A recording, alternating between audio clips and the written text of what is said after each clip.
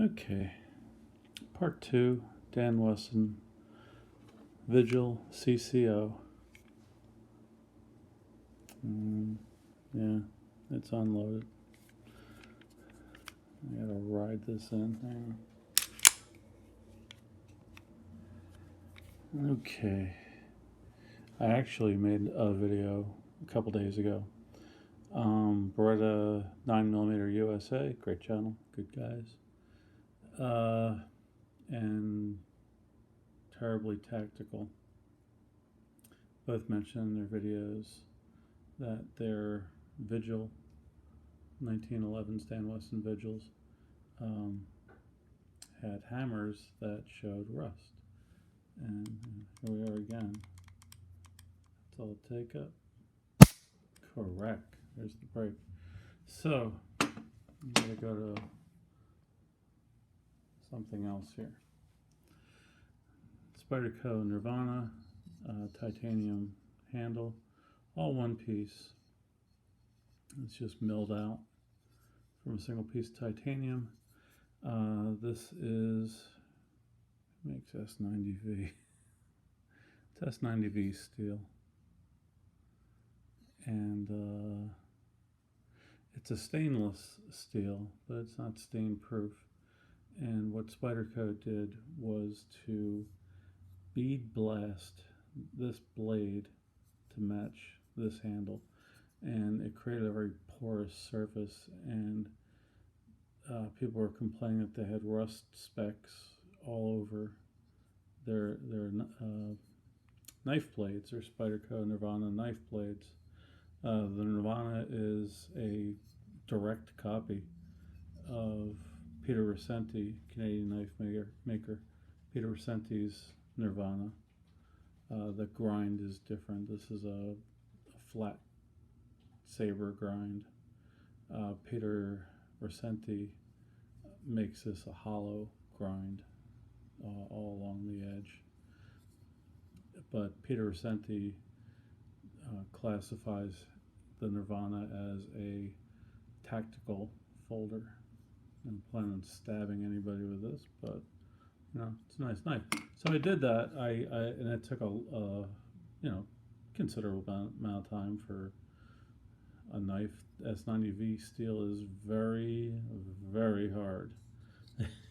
Once you get it sharp, it stays sharp.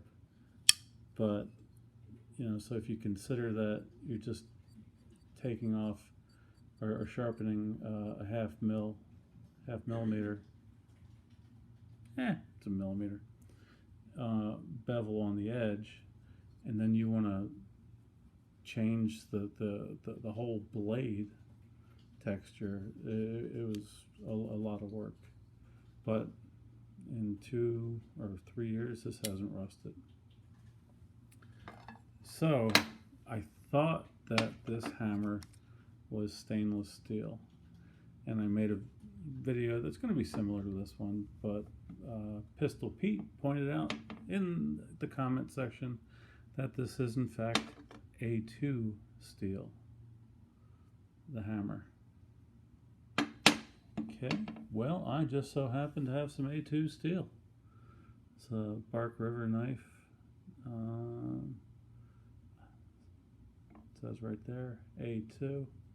I've had this for a few years. I use it, and no rust. I don't oil it regularly. I oil it before I put it back in its this sheath, and that's that. This is an Adventure Sworn classic bushcrafter, and this is O2 steel, and we have Adventure Sworn up here. You don't want to know what this knife costs. They ease the sticker shock by selling the sheath separately, and I almost could have bought a Glock for the price of this and the sheath. But it's O2 high carbon steel. Those are my fingerprints. And this is a Scandi grind. It's just a high flat, although this is semi-convex, just semi. Very little convex on that, and no rust. In fact, that blade's pretty dry. This is also a convex grind with a little bit of a micro bevel on it. Do I have much? There's a lens on this thing. iPad again, of course. Just, a little at the end. You sharpen these with sandpaper. You can use a stone too, but you have to roll the blade as it goes over a stone. But a mouse pad and 400 to 2000 grit sandpaper, it leaves this knife is so sharp. Blood. Okay, so tool steel, a little bit of corrosion. I don't know where I got this from. I have a whole set. Task Force. I've had these for a while. I guess it doesn't hurt if you work on a car with these and they get oily. This does not get oily working on a car because I don't use wire snips on the oily parts of a car. So we've got some, you think that this is surface rust until you see the big mama. Holy smokes. McGel drop forged bark hollow. I've had this, oh boy, I've had this all my life. I've had this thing since I was a teenager. So I've probably had it for 40 years. I'm not getting much younger. Scratch up my stag grips. So yeah, I'm going to call that rust, but it's not going to break. Okay, so what I did when I thought this was stainless steel and I was going to give it the Spyderco Nirvana treatment for porous stainless steel, I took taken this pistol apart a few times completely already. So I took I thought using a snazzy light might jazz up my poor video quality, but it's not. And we did see that this is unloaded. I don't have any ammo down here. So I took 1500 grit sandpaper.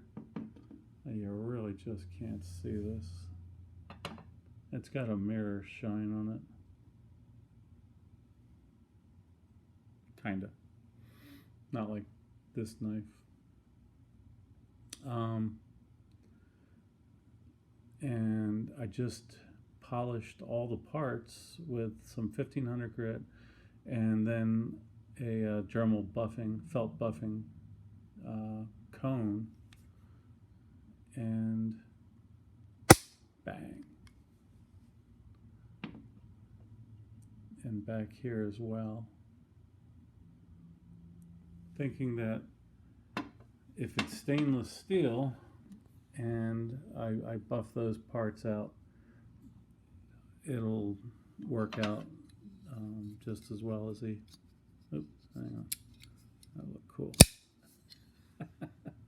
Spidey Flick, they're Nirvana, and that is a heck of a threatening looking knife. It's an assault knife. I'm going to go with, since this is A2 tool steel, that since that is highly polished now, and this is highly polished,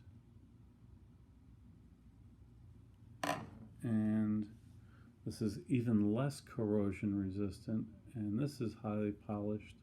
And there's no rust on these knives, the high carbon non-stainless knives. I'm gonna be okay. I've had this at the range 4 times since I picked it up, 4 or 5 times. But the range is only 10 minutes away. So I come home, I clean it, I do wipe oil on those areas.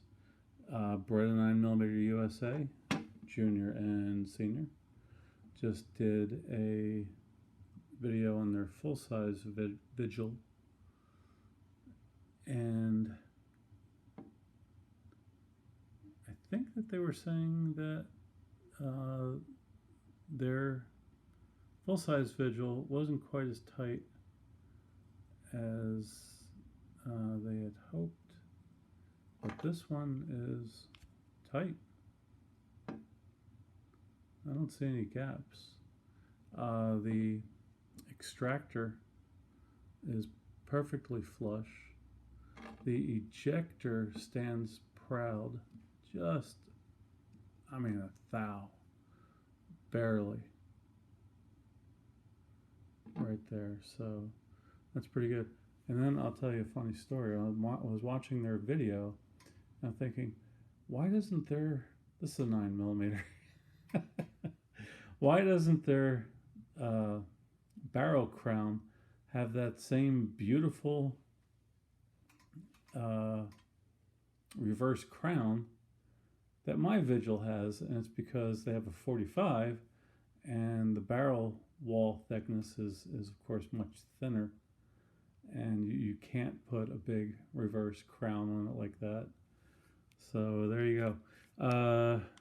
Yvonne shot this yesterday, and she put 100 rounds through it in about 14 seconds, and she shot it super well. She loved it, and I'm always arguing with her to shoot faster.